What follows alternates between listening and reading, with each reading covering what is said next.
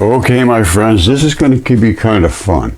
Last night I saw Miles O'Brien, who was a PBS, not sure he's with PBS anymore, but anyway, he's a broadcaster, and they had him on, I think it was CBS News, one of those news, and he was saying how they think they might have found fossil evidence for bacterial life on Mars. Well, this talks about NASA Curiosity rover may have found fossils on Mars. This is 2014.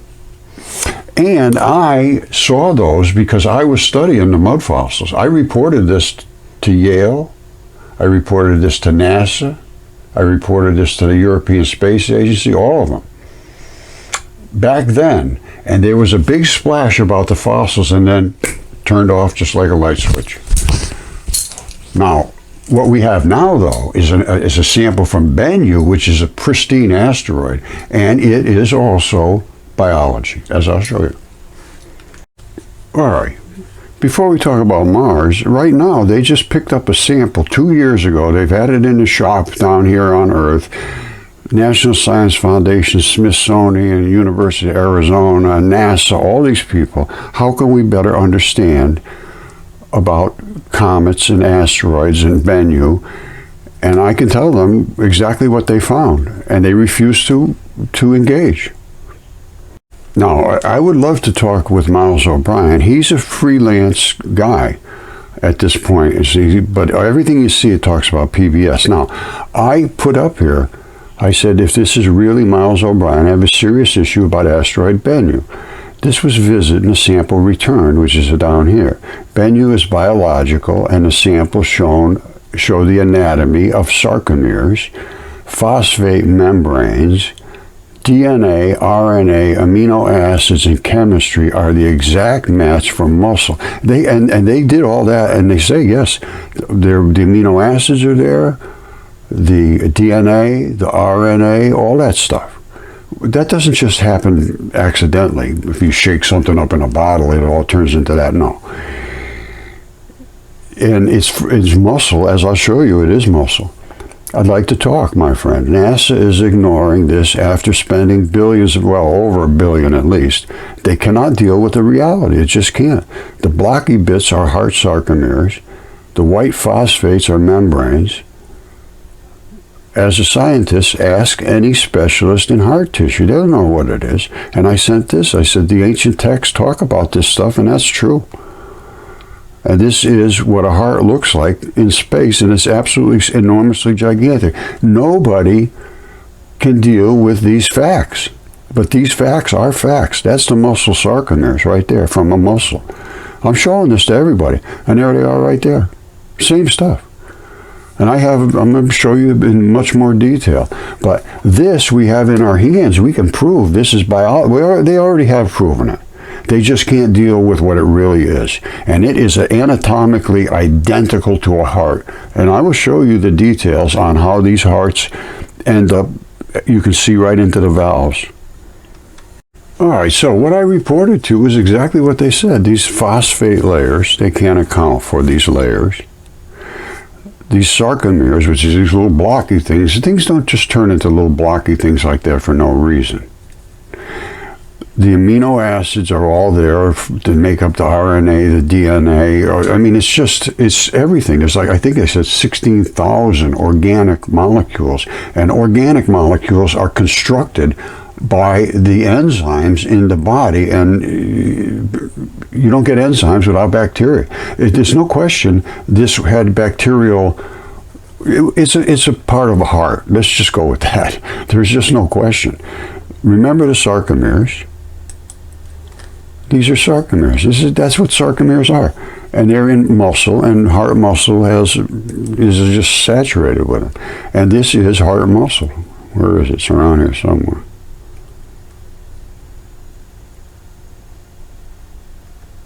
Hold on a second.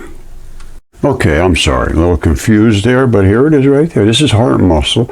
Those are sarcomeres, and so are these. This is from a heart here on Earth, a heart attack victim. These are the sarcomeres. These are the phosphate layers, which are phospholipids. And the heart has to do this all the time. So everything has to slide among each other layer. That's why these are so slippery. And they are the slipperiest thing on the face of the planet. Their coefficient of friction is hundreds and hundreds of times more slippery than Teflon on Teflon. It's just stunningly lubricative, these mucous membranes. But you have to keep them moving or they'll stiffen up. Now, this is sarcomeres from a heart attack victim. This is sarcomeres from, a slide, basically. And this is a ripped sarcomere. And this is sarcomeres relaxed.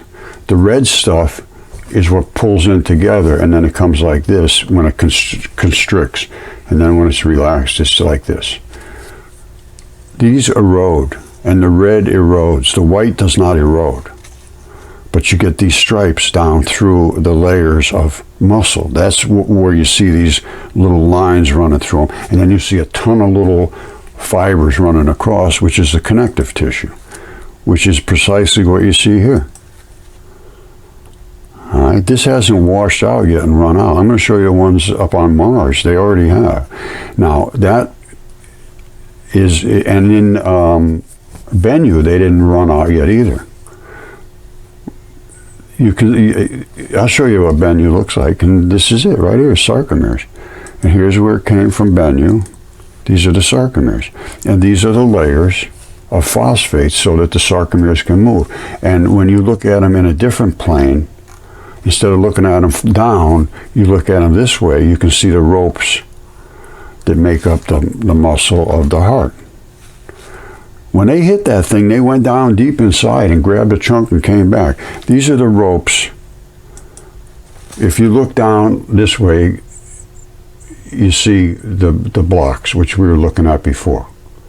If you look into the cut across here, you see the ropes. This is very crude, but it's basically about right. There's nothing more than muscles. It's just a continuous muscular event. And these are the valves that we're seeing in these hearts. And the reason they break right across here is because it was something called iron banding. I basically discovered it. And what it is a heart right there. Because I couldn't figure this out. I was perplexed. The hearts would break right there. All the plumbing goes away. And you can look right down into the buckets of blood. And I'm not kidding you. I saw one guy, Phil Harris, found a heart that when he cracked it open, it was right here. He saw the blood coming out. And he whacked it and it just opened right up, and it's just the blood was still completely wet. And you could see the plumbing up above and the buckets down below. I'll show you that in a second. It was stunning, absolutely stunning. And unfortunately, Phil has passed away, but he was so shocked. The last time I talked to him, he was still. I said, "Do you remember when you found that?" Because it was years ago, and he said, "Like it was yesterday." Can you imagine picking up a rock and seeing a red spot and giving it a whack, and it opens up and there's blood inside? That's what happened to Phil. All right, now don't forget they came back from Bennu. I showed you the samples. They're identical anatomically. The layers are the phosphate layers, which are the membranes, is identical. The chemistry is identical. The blocks are identical. The structure of the heart is identical. These are the valves. You see these? You see these circles here and that big one over here? These are the heart valves. And you can see them right here. This is what a heart looks like. These are the heart valves, the same stuff. All the plumbing's gone, and the reason the plumbing's gone is because of the iron banding.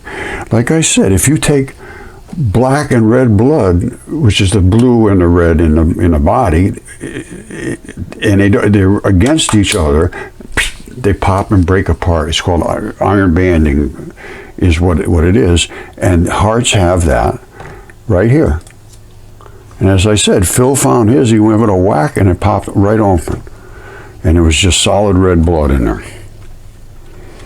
All right. The whole deal with blood is it oxidizes. Well, what does that mean? it takes on different states of oxidation with iron. Iron binds to oxygen and creates basically three different colors. You got your real red is your artery blood, red, red, red. Then you got your vein blood, which is black. Vein doesn't flow like the artery. The artery just flows like crazy. The vein just hardens up, and it doesn't flow. It just stabilizes, which makes these two push apart, which causes iron banding. You see how the black is completely separated from the red, and the yellow sits on its own. These are the different oxygenation states, and that's how oxygen transports through the body in these three different phases. Now, and this is an actual color picture that they took. I mean, I don't know if this is the actual, it looks like it's highlighted or whatever, but this is exactly what you got here. The black, red, and the yellow. Now, this is a heart. This is Bennu. That's the sample they have on Earth. It's biologically exact in every detail, including the chemistry, the amino acids, the anatomy, and this was a heart, and this is blood. Now let me show you something that's going to knock your socks off. All right, check this out now. This is my buddy Phil Harris, who unfortunately he did pass away. But he found this. I gave a 15-minute challenge. I said, if you go out and find rocks in the little creeks and stuff where muds run off, and that's the best place, and you're going to find mud fossils. Well, he goes out and he sees this rock, and it's got this really bright red spot here. So he takes a hammer, he gives it a smack right there, and the iron banding popped it right in half. And there's the artery blood, just totally red. He just put his finger in it, it's a red blood. This is the outer casing where the muscle causes the heart to pump blood. And up above is the plumbing. I'm going to show you in a second. This is where the black is. You got your red, you got your black. So it's two sides. The ventricle wall keeps them separated, and one pushes and one pulls, basically. Then this is basically the lymph fluid, or it's in a transition phase. I really can't figure this out too well yet. I really haven't dug too deep into it, but it's part of the heart, which has 4 little tubes coming out, as I showed you before. Now, above is the tubes. Above this is the tubes, and it just came right off. I'll show you the tubes up above. But this had to die laying this way, and all that blood flowed down to the bottom and just stabilized in here. Well, you could see the red blood just never hardens up, and that was what he saw. And he whacked it right there. You see that white spot? Bam! And it just popped right open. And they do that. That's why we're seeing them in space with the valves. All right, so you saw this, and right on top is the plumbing. And again, they break right off on that line. And here's the plumbing. This would have been right on top of those buckets. This was probably sitting around for a little bit, because this was where the really, really, really red stuff was. And that's where the black separation between the ventricle wall.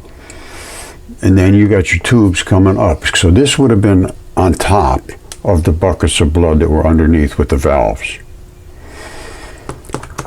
That one there, I got to figure out exactly what's going on there, because here's what it looks like on the top as the plumbing comes down. And again, it breaks right on that line. They just do it. And even the autopsies guys told me the same thing. They said, yeah, we noticed when the bodies have been in storage for a while, when they open them up, the hearts just basically fall apart. And that's because of this specific change in blood. They don't like each other. They push each other apart. I have iron banded, actually it's an iron banded heart right here.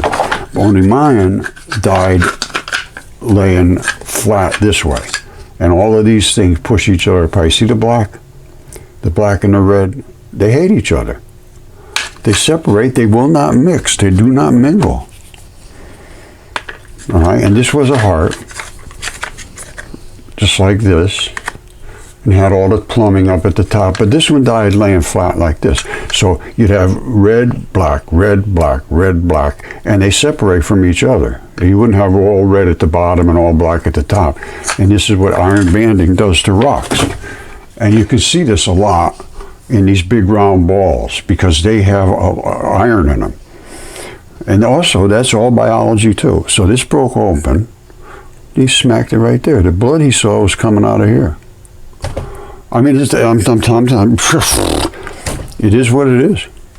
So what do I believe I have shown so far? First of all, I have accounted for why we're seeing these hearts in space with just the valves. That is Bennu. This is the one they went up to. Now, take your time and look. You see this big circular spot here? This is covered with debris. Psyche is much, much cleaner, and I'll show you that one, but it's also a heart. This is one of the valves. This is another one of the valves. And I think there's another one over here or over here. I don't know. This one's kind of scruffy. But when they hit, they blew out all this stuff and they went way down inside. They didn't realize they were going to go quite a ways in there, and they grabbed a chunk of muscle and came back to Earth with it from this exact asteroid, and they kept it, you know, nobody's complaining about it being contaminated or anything. It's not contaminated. It's got all the biology of a heart because it is a heart. And this one is Psyche. Now this one's bigger, much bigger. This thing's just absolutely stunningly large. Here's the colors of the blood. I just showed you in Phil's heart the same thing. It's identical. And the valves are here. And a tube coming out over here. That's a tube. Now, they should be able to understand this. They should have an anatomy people, but, you know, nobody's even in their mind can grasp this because this is 177 miles across. 177 miles. This is tendon, and if you could get right down in close, and they have close pictures, you can see the actual tendon fibers coming up because those are what embed in, and they are the things that allow the muscle to pull in and out, and they hold in tight. So you need tendon, that stays with the heart, which it did, and you have your valves, and here it is right here. They're not showing the tendon on here, but you would have tendon where this stuff wraps into it, and the muscle twist is like one big long rubber band. It's kind of interesting. And here's where the tendon is, which is the same tendon as this. These are the same colors. The tubing pops off, and you end up with this floating around in space. And then you go out and pick up some of that stuff and bring it back to Earth, and you look at it, and it looks like heart sarcomeres. Well, and it looks like a heart in space. And it has the phosphate membranes, which they called it the phosphate surprise. And it's all the blocky sarcomeres are there. The rope muscle is there. Looking at it this way, you see the rope. You see? Looking down, you see the membranes. And in between every one of these membranes is the blocky stuff, which is the sarcomeres. There's really no denying this. All the chemistry is there, everything. It's all there. And this is Bennu. It's here for 2 years now. We're studying, we're really trying to figure this out. Nobody talked to me about it. And I've contacted all of them, and I was blocked on a live deal there because I said, that's a heart. And it is a heart. And I told them that long before they even came back with the sample. And I sent them the 3 different phases of blood, the artery blood, the vein blood, and then you have a serum. And I sent them all of that stuff, exactly what's in there. There was like 30 different metals, basically. But there's a lot of metals, all the transition metals in here. have oxidation states which allow them to transfer to do what's called nucleophilic invasion and substitution. And that's what's happening continuously in your body only because of enzymes. All these things they do not understand. They're just starting to understand even this membrane layer, which is the interstitium, which I discovered long ago. And it's a layer of fluids right here before you get into the membranes. It has to block out everybody trying to attack the membrane, the good vital flesh underneath. You see that line? See that layer? That's the fluid-filled highway. This is fat out here, I believe. And down here is you start getting into your vital flesh. And this is like the membrane down here, the phospholipid membrane. These two are basically the same. In between, you got gooey lipids, fatty things. But once you get through this layer, you're invading the good tissue. These are things they never even knew about that. Nobody knew about that layer until basically I discovered it and I started talking about it. I wrote a paper on it in 2015. 2018, they said, yes, meet your interstitium, a newfound organ. Hold on one second. Okay, I gave all my research to Derek Briggs long before he published this and took credit for it. In my opinion, he distorted my evidence, which I sent him, and I have all the documentation and papers. I did the DNA, I did the CAT scans, I had all the specimens. I told him the fossilization process was due to the silicon oceans and so forth. And this was a worldwide flood that happened, and they agree with all that. And guess who paid for this? NASA. And why? This is 2016. I gave him this stuff in about 2015, maybe a little earlier. I reported it to Yale and to NASA when Curiosity was sending back all these pictures of like this right here. At first they said, well, who can explain this? Is this a crab?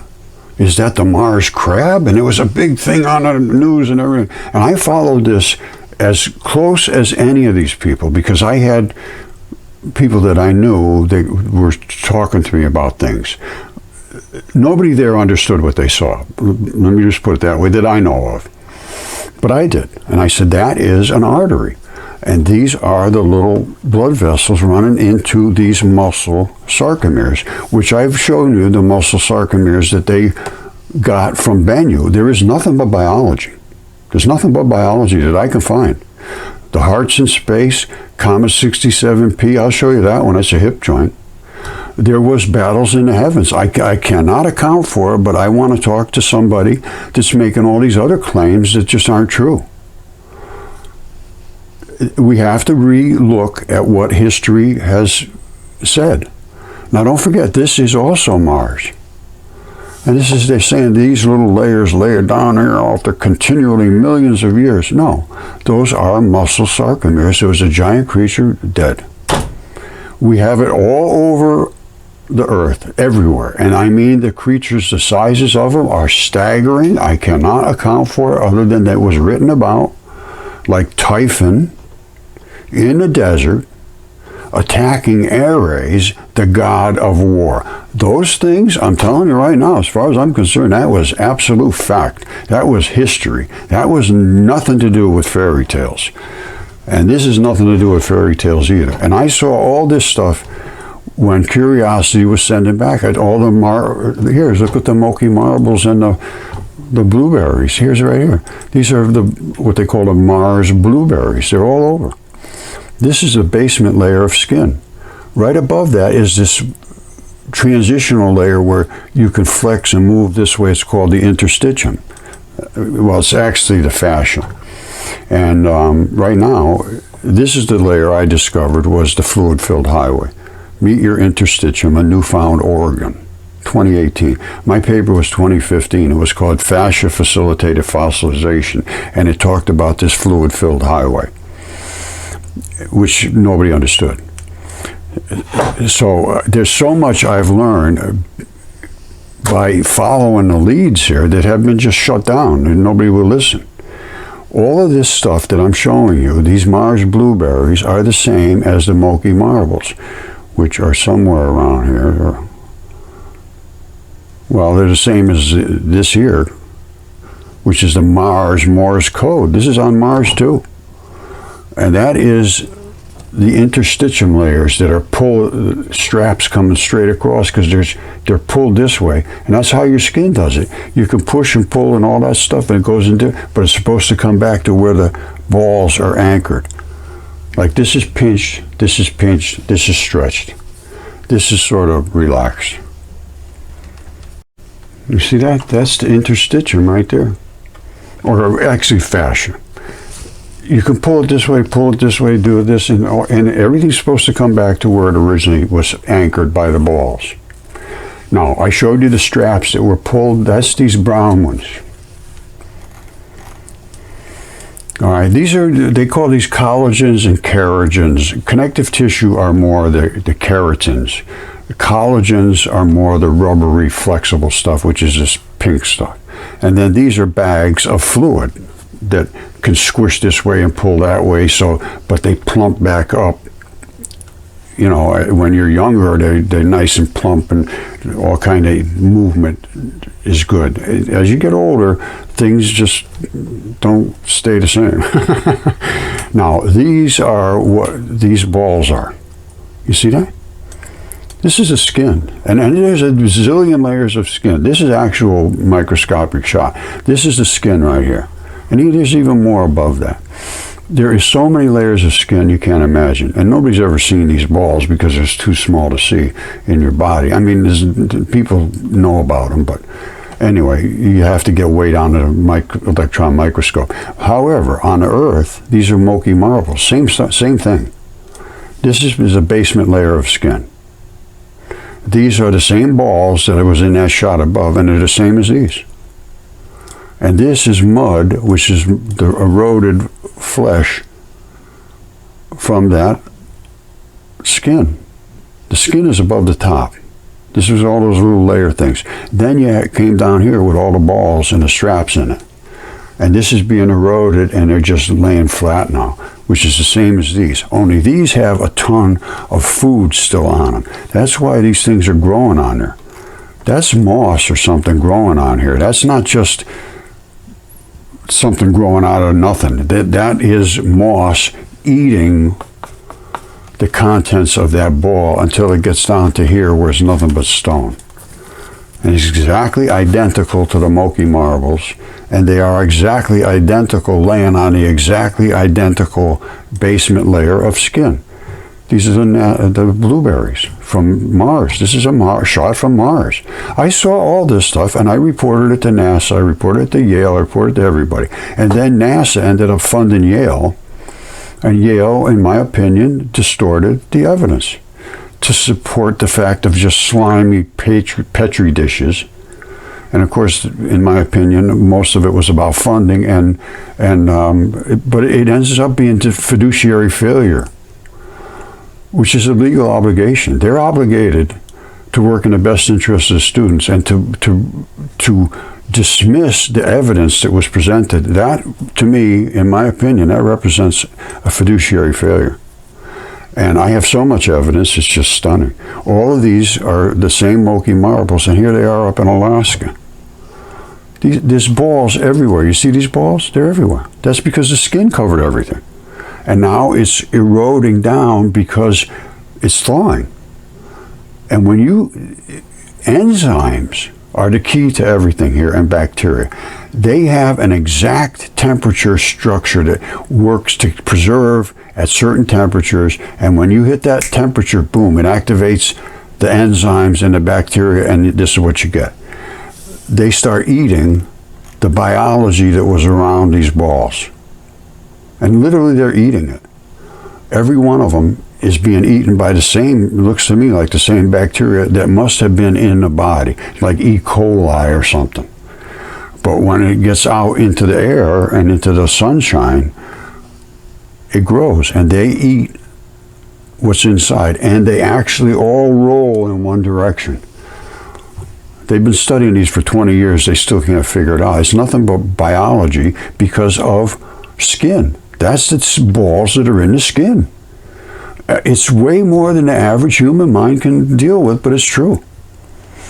And all the ancient texts, we got to re-examine them. And if Miles O'Brien is a scientist, and he has a kind of a mind of a scientist, he'll respond. So far, I haven't had one single person that claimed to be a scientist willing to discuss this. Just not willing to discuss it at all. Zero. Now, don't forget, this goes back to 2014, 2015. I gave all of this stuff to Derek Briggs at Yale. I had, by 2015, I had DNA tests and CAT scans, specimens, nucleophilic invasion, substitution, all figured out.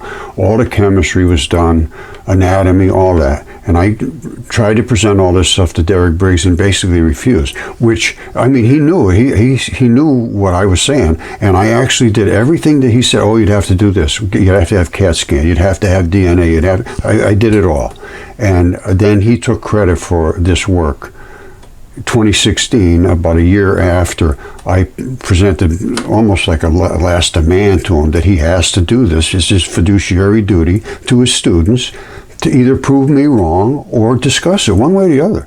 And what they did was they made it into, he turned my research completely around. I told him it was silica-rich oceans because of a flood. And they agreed. The whole world was flooded. This is worldwide. These layers cover the Earth worldwide. And this is where this soft body creature were exceptionally preserved. That was my paper that I gave to him. And my first email, well, let me show you that email.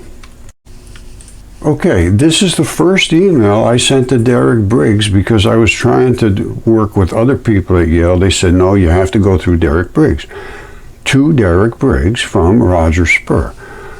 I said, Professor Berger said to contact you regarding mud fossilization. I'm working with wet, platy, silicate mud. The silicates is exactly what he's pointing to, which are thought not to contain fossils, which he told me they don't. You're wrong. You have no idea what you're talking about. And I said they don't contain bones like dry desert fossils. They contain bones that are turned into mud, like this one. All right, but I said it's platy polar silicates, and then microcurrents and all this. The only thing I got wrong was it was hot. It was a boiling water flood. That was the thing that I missed. But here I told him about nucleophilic invasion, and then I went into a little bit of the chemistry. I didn't want to get too deep into it. And I put a video, and I said, just watch it. Well, this ended up to be a disaster. That is in 2015. But I had been doing this for years before that. And I sent to NASA the same thing. Hold on a second. I sent to NASA. Hold on.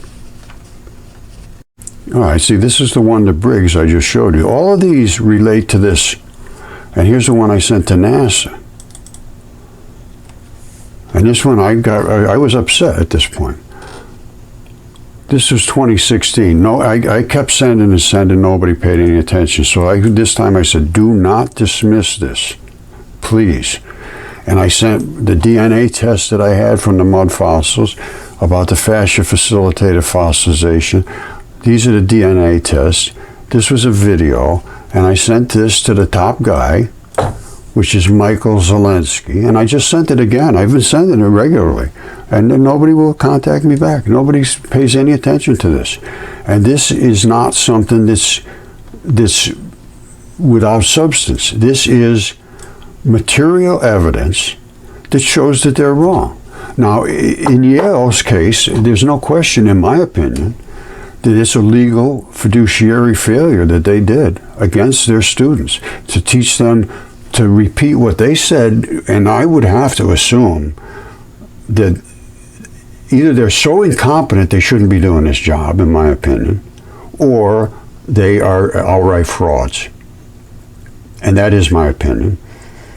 And Derek Briggs, in my opinion, is a plagiarist and took my work and presented it as his own, and then was paid by NASA, who I contacted back in 2016, January. It was the end of 2016 when Yale presented their paper saying it was nothing but a slimy petri dish. They don't want you to understand about God and all that stuff. And I'm telling you, people are going to be shocked to the core when they realize all of that stuff was real about the gods and the planets and the giants and the battles in the heavens. Velikovsky had it all recorded from every culture on a planet, had basically the same story, and it does not go back that far.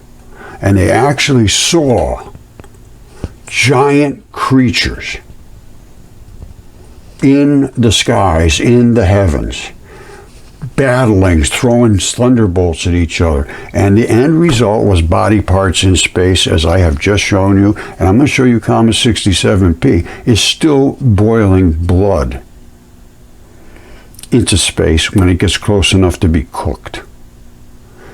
And the astronauts say they go out into space, and when they come back with their suits, take them off, they smell like steak. And space is not a vacuum by any means whatsoever. Anyway, let's take a look at another thing. Okay, so in my opinion, this is basically fraud, fiduciary failure, abuse of the public trust and of their students. It's a real bad situation. Now, this is Yale News. And in my opinion, this is meant to deceive. Cementing a theory about the sea creatures of the Edakara biota. Sea creatures, the whole world was covered with a gigantic flood, so everything, and they agree with that. Here's what they say, the earliest, and they're saying this is the earliest life that there ever was a community of complex sea creatures lived in a warm, slimy, planetary petri dish. Planetary means the whole world, yes. Nurtured a broad array of exotic species. Now, this is October 6, 2016. I showed you that I sent my information to NASA and to Yale a year before that, at least.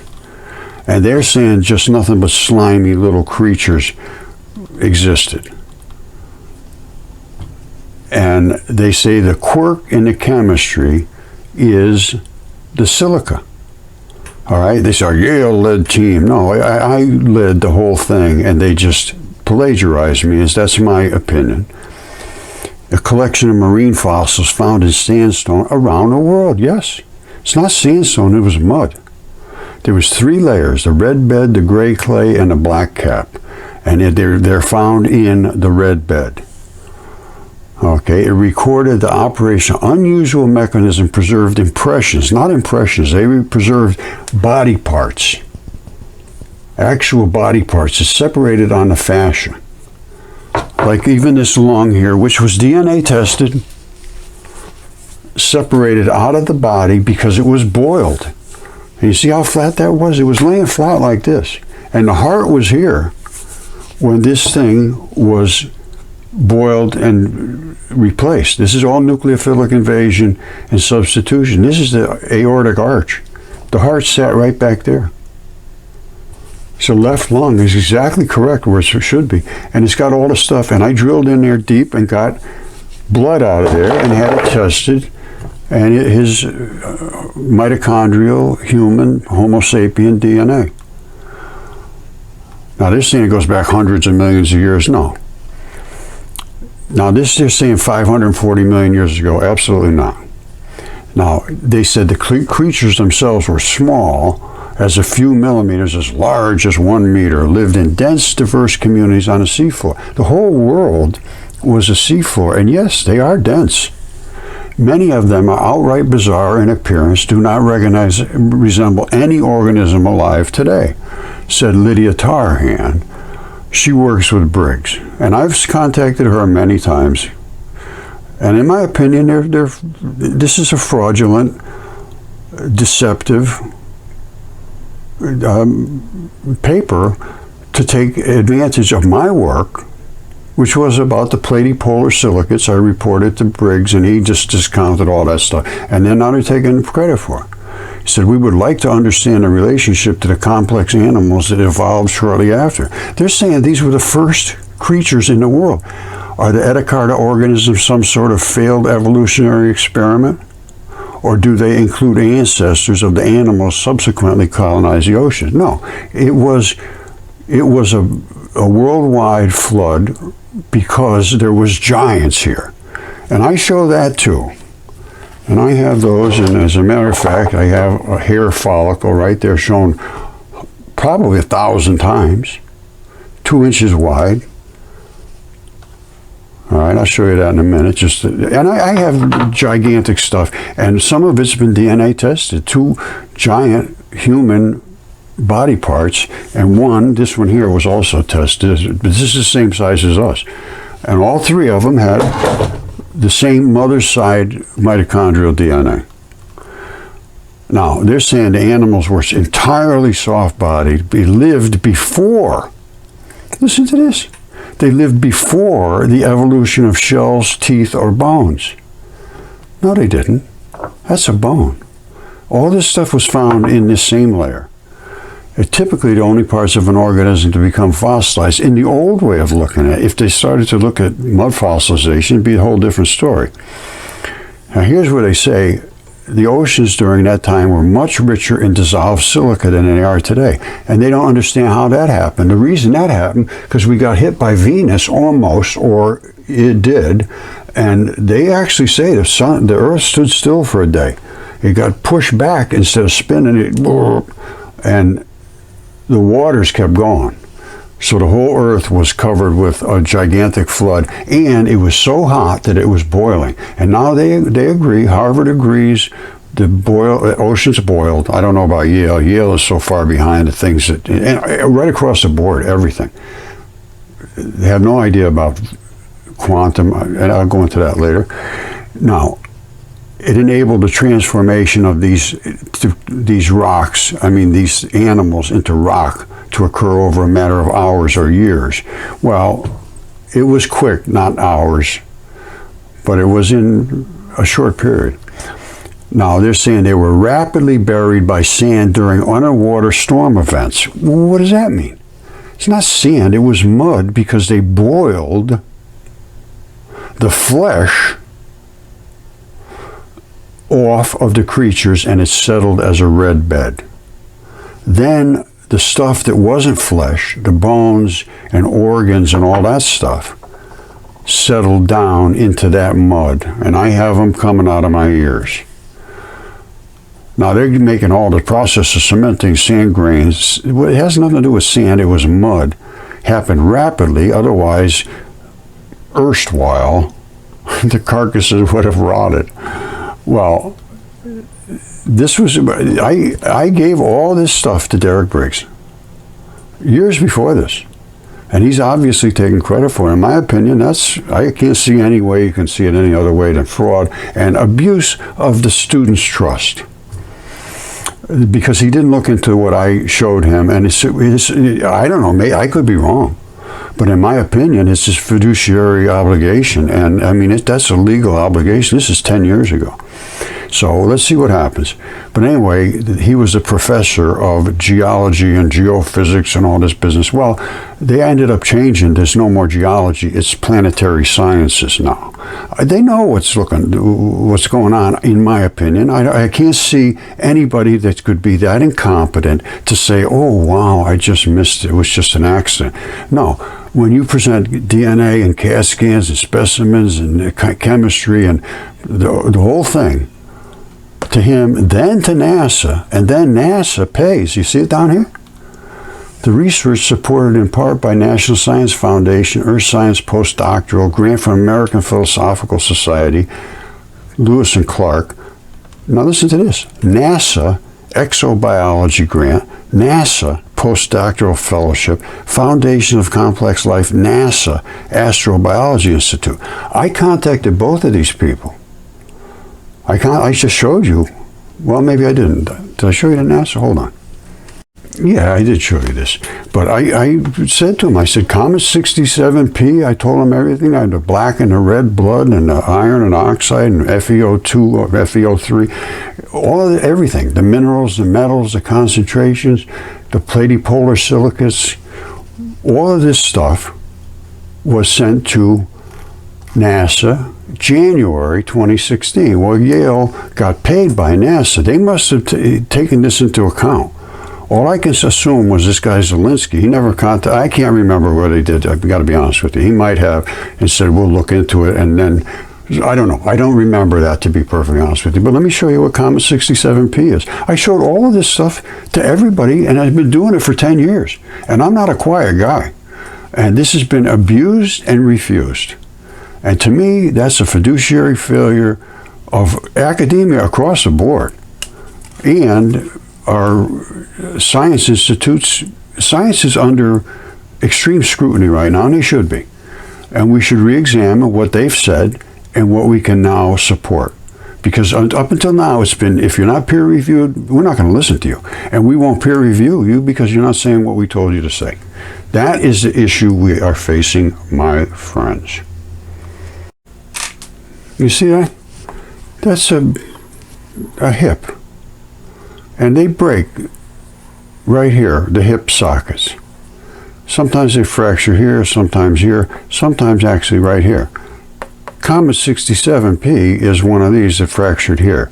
Now, how can I prove that that's a hip joint? Well, what do you need to support a hip?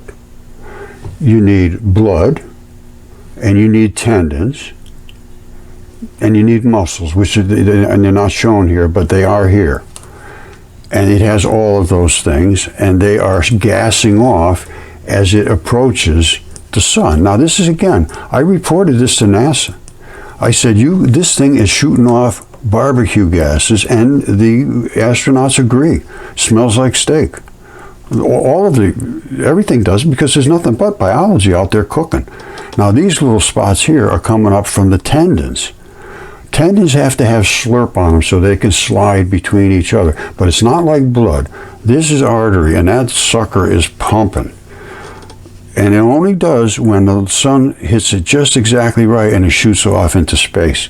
Now, and it gets close enough to the sun for the intensity of the particles to actually cook it. That's why they don't cook way off. So the light slows down. It doesn't, and that's the other thing. We did all these light research. Nobody will look at that either. All we did was use simple Venturis to create acceleration of light and actually split the particles to black and the white. It's dipole electron flow theory. We did exactly what they wanted to do, was to take the muon neutrino, electron neutrino, which attach together to make a Dirac neutrino, 2 muon electron, and split them to make electron showers right there, and to make sterile muons right there. Science is a disaster, basically, because of the peer review. Oh, that makes it perfect. Oh, that everybody has to agree. No, they don't. You have to be able to present. When you can't present, agreement is just herd mentality, and they're scared to death. I did my homework. This is what came out of the particles out of Comet 67P. They did it all 10 years ago. I contacted all these people too. Same thing. Well, we don't know. Yeah, these are methane gases. Yeah, same thing would happen if you cooked a steak. Yeah, these are well, what are you going to do? And they did nothing. Just like they're doing now. 2 years. And then now they want to go back up to Mars. To pick up samples of rock costs $11 billion with a B dollars to go back up to Mars, and all there is biology up there. It's the same thing as it is here. Now let's deal with what we got, and then we can deal with, all of this fancy stuff they want to do. But the Mars crab is nothing more than an artery and a vein feeding muscle sarcomeres. I think I've shown you all this stuff. This is nothing but gassing off blood, just like you cooked it. It's just it doesn't combust. There's no fire. There's not enough oxygen. And this is that hip joint. And here's how big it is sitting on top in Raleigh, North Carolina. Here's Raleigh right there. And this is how big this hip joint is. Now, that's Comet 67P. And there's virtually no question whatsoever. It's got all of the tendons, and this is where it's shooting out those little gases right next to the tendons, because they need a little bit of fluid. Now, down where that big artery was is really blown out. Now, this little bundle here is, I believe, muscle. Because this whole thing has to rock and do all these kind of crazy things with your hip. The engineering of the human body is so beyond stunning. It's amazing. And I have all the same stuff in my shop right here. This right here is a shoulder, I believe. I don't know for sure, but I believe it is. And it's got something going on here where that shoulder could go this way and this way, I believe. And it's got something going on here with this pin, so you can go this way and that way. So you can go out this way and up this way and that way. On this pin, lock to this pin, lock to that pin, lock to this bone. And here it is when it first came out of the ground. You can see this is the tendon. There's virtually no blood in it. Out here, you get where the sarcomeres are being slashed with blood.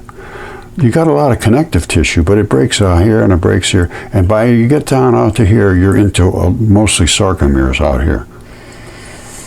And I believe that's the shoulder, but it's just stunning, absolutely stunning. And when, that's that pin right there that allows this thing to go this way and that way. And that pin, I believe, which is this pin, connects to this so that the whole thing can go this way and that way and still not be removed from here. So this is a link to here. So this can go this way and that way and stay attached to the bone. And the bone, it can go this way and that way and still stay attached to both things. I love looking at this stuff. I'm a pretty technical guy, and I want to see evidence to support the things I'm saying, and I'm supporting it. I need somebody to stand up and say, well, either you're wrong or let's take a look at it. But I think I've shown everything. You see this? This is an artery. You see this artery walls? This is it right here. This is that artery, same thing. Very big. There's a polished side here that I polished one little spot. Hold on. I got a picture of it here somewhere. Here it is. There it is. This stuff is stunningly large. I have it here. I have the hair follicle I've shown a bazillion trillion times.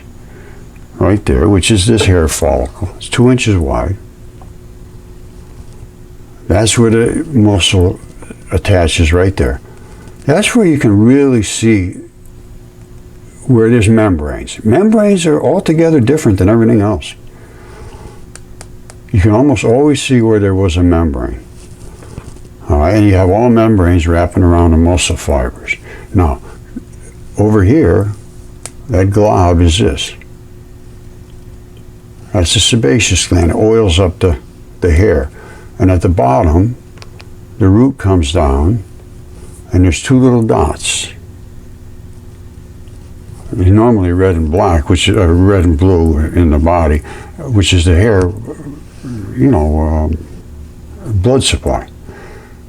Now, this has been virtually 100% transition to whatever was in the environment after it was boiled, completely boiled to just nothing more than fibers. Everything was boiled out of it. That's the key with the mud fossils. Some of them are so boiled that there's nothing left, and whatever is here reinvades, and everything, even the blood vessels, that's rare. The hair, every bit of the hair, every bit of this, every bit of the sebaceous gland, the only thing that doesn't really change 100% and look just like this is because of the membranes. That's where you find the details, where the membranes are. And everything has a membrane on it. That's the key. That's the beauty. And some of them are like this. How this happened, I'm not sure. But I think it was solidified inside, deep inside of a body, and turned to stone because there was plenty of blood in here, because the blood is what gives you the colors. And then it just solidified in there, and at some point in the future, it just broke open. That's all I can say. But I have all of this stuff shown, and I would like Miles O'Brien to step forward and say, well, let's take a look at this. He's an independent guy now. I would like to have somebody be the spokesman or the interface. I don't want him to say, yes, oh, look at this, it's all true. No, maybe it's not true. Maybe I'm wrong about everything, but I don't think so. If the chemistry's there, the anatomy is there, the biology is there, these exist everywhere in space. 67P is a hip. These are hearts.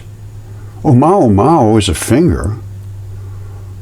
This new one is coming through. I don't know what it is. Yeah, but don't worry, we will know. And it's starting to gas off, which means something's cooking there. Whatever it is, I don't know. But it will be cooking. It's not just dust. How they ever thought it was just dust, I have no clue. Because it's being irradiated much more severely as it comes closer to the sun. Let's just go with that. Maybe they thought it was dust. I'm not going to fight with that. But it is not. And Venus, as you can see, has welding arc scars on here from the discharge of Mars when it hit Mars and ripped Mars to shreds, as was recorded by Velikovsky in Worlds in Collision. This is not something that was unknown by the ancient people. We dismissed it because we are enlightened, and we don't believe anything unless it's peer-reviewed, and they will not even talk about this. You can't talk about gods and the ancient texts and all that. They laugh at you. They destroy you. They fail you and ruin your life and laugh at you and call you a fool. We also got hit by Venus, and that's what caused the Great Flood and the Grand Canyon, in my opinion. So what I'm talking about today is my opinions on everything. And I would like to talk to Miles O'Brien. He's making statements, and as a scientist, when you make a statement, you stand behind it. If you're presented with evidence that may not support your side or may be devastating to your side, it doesn't matter. Science is science. Evidence is evidence. And it's not tolerable anymore to do this. 10 years, and I showed you, I give it to all of them. To NASA, to Yale, right across the board, Harvard. I called all the universities because I was getting nowhere. And they all laughed. And that's, well, most of them laugh because they would say, you're right in Connecticut, you're right down the street from Yale, go to Yale. And I said, they won't look at it, and then they'd laugh and hang up the phone. So primarily that's what happened. So in my opinion, if Yale had done their job, their fiduciary legal obligation, we wouldn't be in this mess we're in today. Science is under scrutiny. It's time to look at it. Forget this peer review stuff. That's just nothing more than say, don't look at it because it's not peer reviewed. And that is exactly the attitude of all academia right now. And it's disgraceful. I'm sorry. I get to that point every time.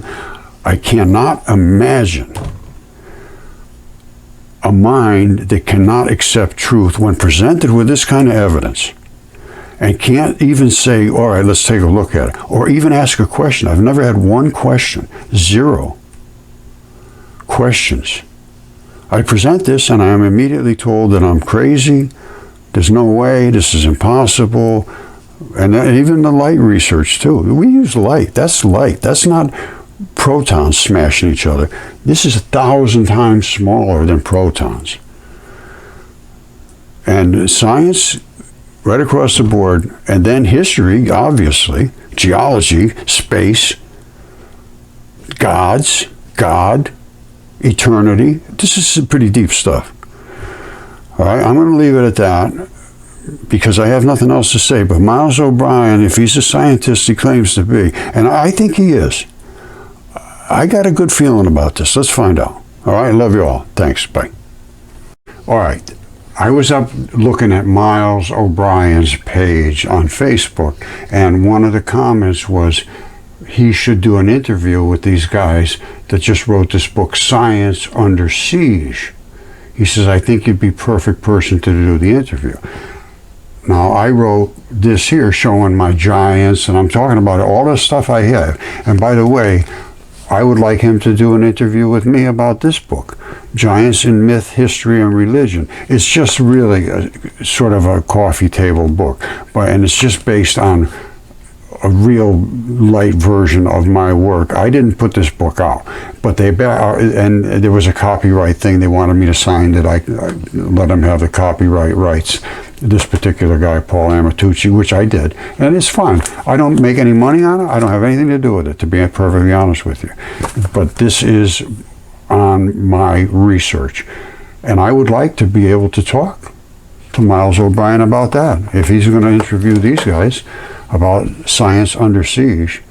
And I think he's a straight shooter, but I have never had anybody correspond back to me about this stuff. So let's get into it.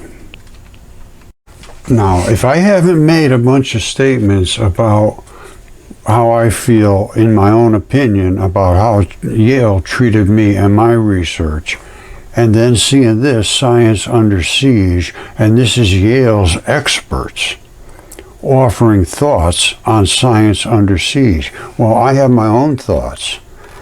And they do say down here that scientists and journalists must do a better job of communicating. Yes, they don't respond ever. None of them. Now here's their little video about what is the problem, apparently, truth in the internet age.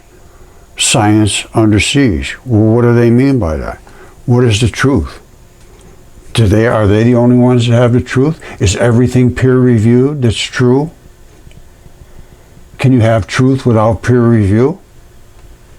All right, I haven't watched this. Let's watch it together. Here goes. Journalism is on the brink, as we see it. Fact-based journalism in particular is in crisis, as we see it. And we launched a series of symposia starting last fall in an entire initiative called Truth in the Internet Age.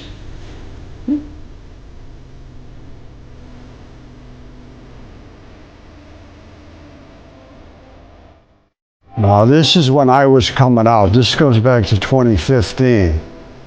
I was slaughtering the internet with myself because it was real. And I did get a lot of pushback. Now, I wonder what they're going to say about this.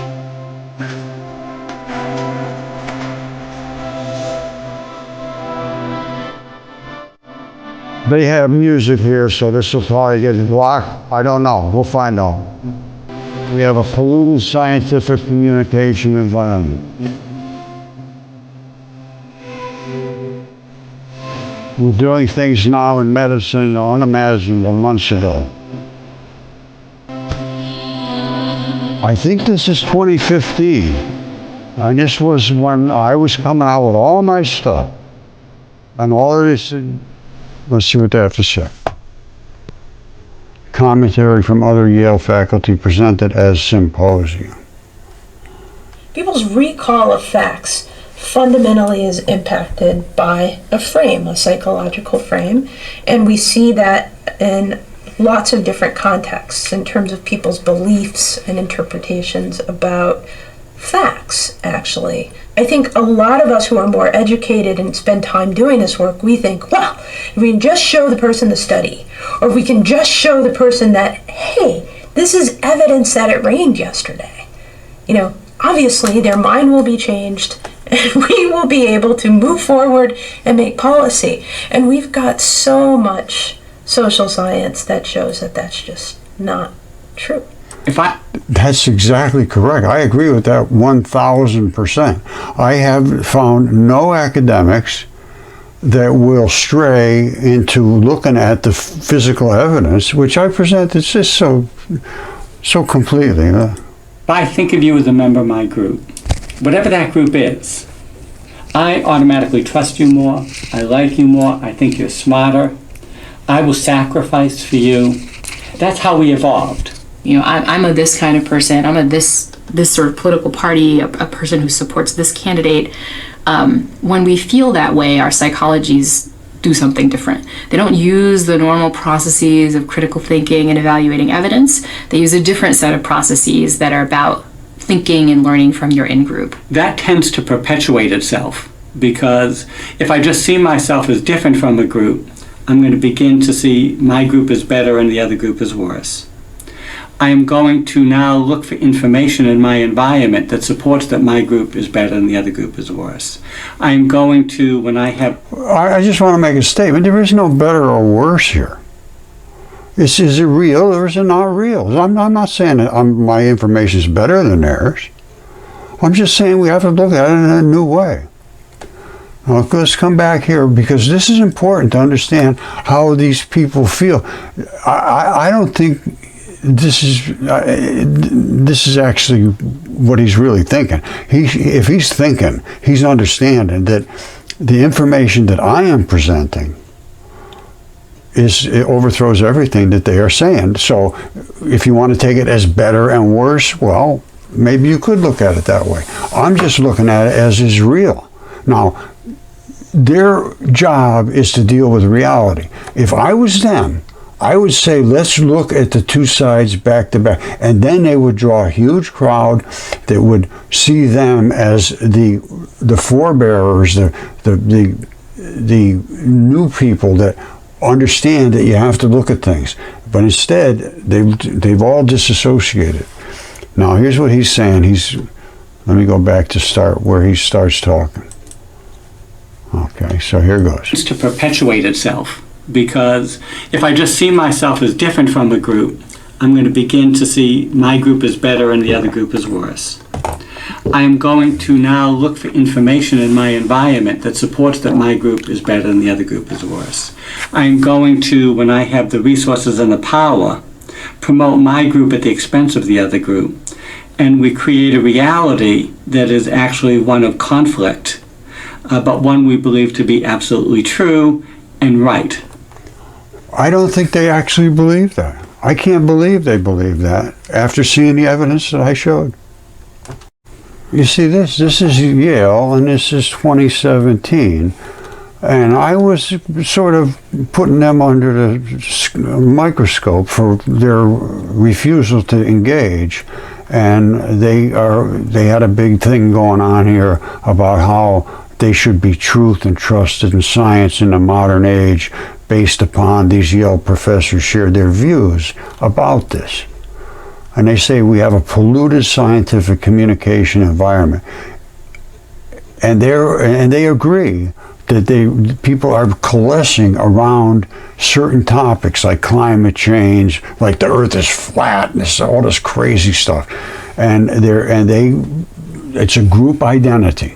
They're entangled in this group identity, which is don't allow this crazy stuff about giants. So he said instead he offered find some basis for using what science knows that is completely independent from denying your group identity. You have to say this is what reality is.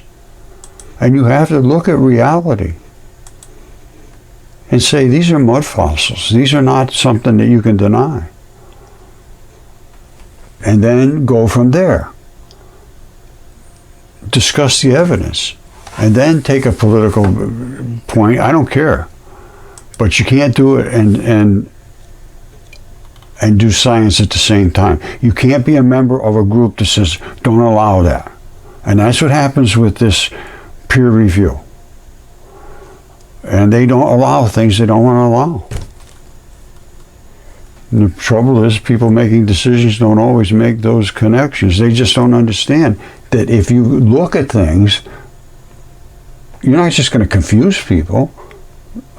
They think it's just silly to talk about it. So without starting a discussion, you have no discussion. The problem I run into is that people like flat earthers. That they say the Earth is flat. Well, no, you could see from the space station. Well, there's no space station. I say, yes, we go up in space. You can't get out of space. It's just everything you can 100% see and know, and there's 100% certainty, they just deny. That's a whole different issue. I am showing physical evidence, physical, actual evidence. And now they're saying, these little spots could be signals about biology on Mars. I've shown the Mars Morse code, the Mars crab, the Mars sarcomeres, everything, and then they have this stuff right here back on Earth that is from asteroid Bennu. There is no denying this anymore. This is why science is under the scrutiny that's under, and it should be. And I want to talk to Miles O'Brien, who is a science communicator. If he's really a science communicator, I think he should talk to me. I don't know. Leave your comments. Should he or shouldn't he? Maybe you can contact him. I'm hoping he'll contact me back. I will invite him to my shop and show him my specimens, the DNA reports, how the extractions are done, the anatomical parts, everything, the whole 9 yards. More than welcome. All right? Thank you. I love you all.